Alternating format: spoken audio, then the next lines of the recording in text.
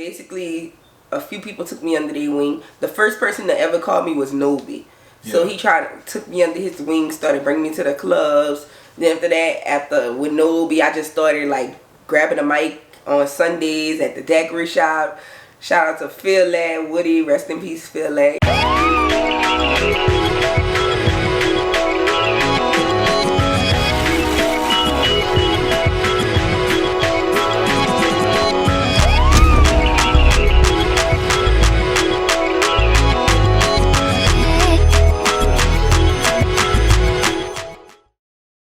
So I'm from Algiers, New Orleans. How I got into music, it basically was a joke at first.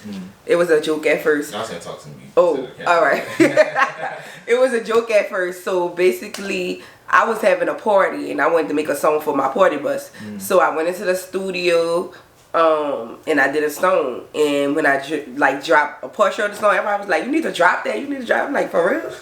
So I dropped the song and it started doing numbers. So I'm like, maybe I should take this serious. So I started going in the studio. That was my first time ever in the studio. So I didn't know anything about the studio when I made the song. It really was a complete joke.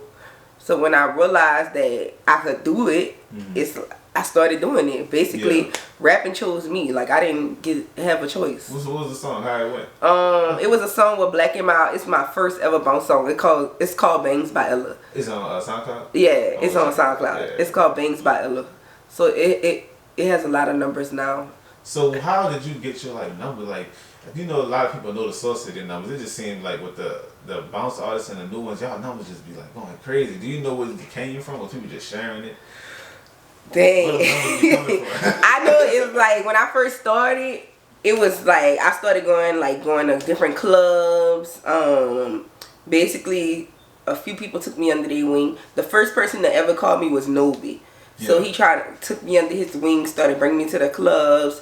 Then after that, with Nobi, I just started like grabbing a mic on Sundays at the daiquiri shop. Shout out to Phil Ladd, Woody, rest in peace Phil Ladd. Y'all know he used to give me the mic. 89 Ray, and I just like little stuff like that. So what they used to teach you, like what was the techniques? It was nothing. Nobody never taught me anything. It's basically was, you know, probably they gave me advice on when I was rapping and stuff. But I think by me already I was more lyrical. So I started learning the game. I just watched them. Like I used to like go on and on just rapping. When I realized you gotta, you know, intervene, stop sometimes, talk to the crowd, buck them up. Like basically, I watched everybody coming up, and that's how I learned. Like I got better as time went on. And then like, you know what's crazy? Like some of the songs that I've been rapping. You know how the crowd is. If you don't start with something like back in the day, they really always look at you funny like, who this is? Like, what are you doing? If you don't start with something, and I really like base myself off of, I try not to say something that they already heard. I try to say stuff that only I say.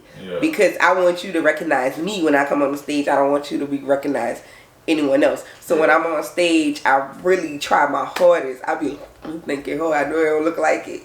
Like, not to say something somebody else already said, because I want to be known just for me. I hear it though, because even in your music with your drops, you know what I'm saying? Like, it's always your name. Like, I knew who you was by voice before I even attached you to the person. You know what I'm saying? Because I always heard Ella on the mic, and I'm just like, who is Ella? I'm just thinking, you know what I'm saying? Who is this person? You feel me? Just like when I heard about my Cal. It's like, I heard about my Cal. This is give him hell, my Cal. I'm like, who's my Cal? Right. You know what I'm saying? Because it's like, y'all got that.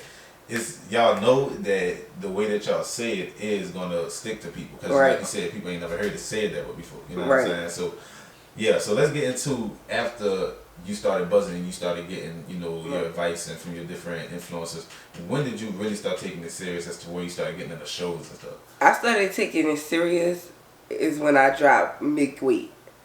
That's when I was like, all right. The making of Make Weight, how did that track even come about? Man, I never expected that song to pop off like that. That song been written in my phone since like 2017, and I finally recorded it in 2018. Damn. Yes, so it was just like, you know how you just have songs where I know how most people do it, but I'm a writer. So I write my songs, I'm kind of backwards with it. I write my songs before I hear a beat.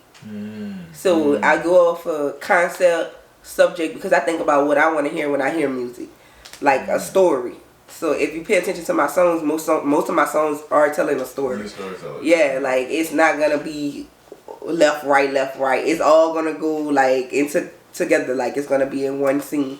So when I made Make Way, it basically was just like an everyday song in my phone I've been hearing, and I just was trying to come out with music. I had moved away for a little bit and came back. So I was like, let me just make this song. I didn't really think it was a big deal.